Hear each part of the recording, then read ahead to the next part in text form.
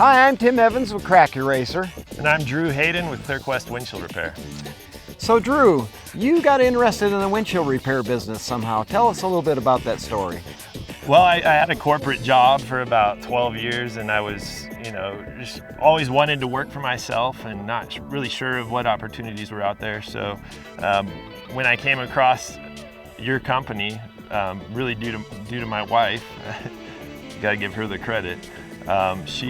She told me about it, and then when I looked into it, I thought it looked really viable. It wasn't going to be a lot of money up front, and it was something that I could sustain my family on. That's awesome. So how's it going now? Well, I'm 4 years in now. It's looking great. I'm averaging about 6 customers a day. Some days are more, some days less, but yeah, it's been great.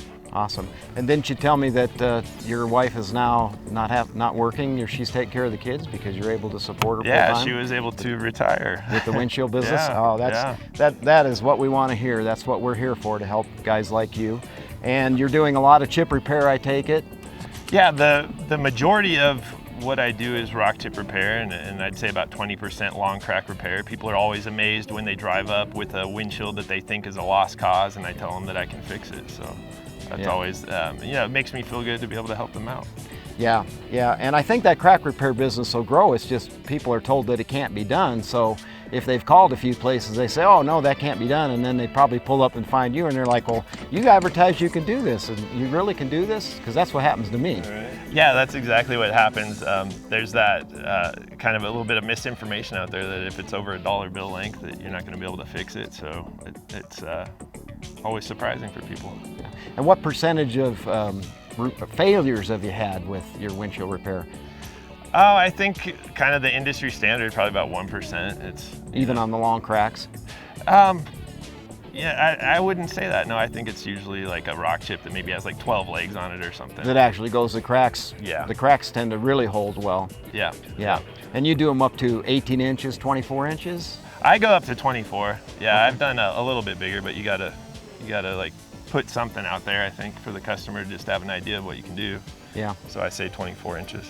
And I would think that with a lot of these windshields being over $1,000 because of lane change sensors, cameras, just all the technology that they're putting into a windshield, that people would prefer to repair them. It seems like deductibles are going up. Have you run into that too? Oh, absolutely. Yeah, I'd say the average deductible I see is probably $500, if not $1,000. So for somebody to come up and find out they can get away with spending a fraction of that to get their windshield back up and running, they're always very happy to hear that. Yeah. Well, Drew, we're really pleased to have you as part of the Crack Eraser team.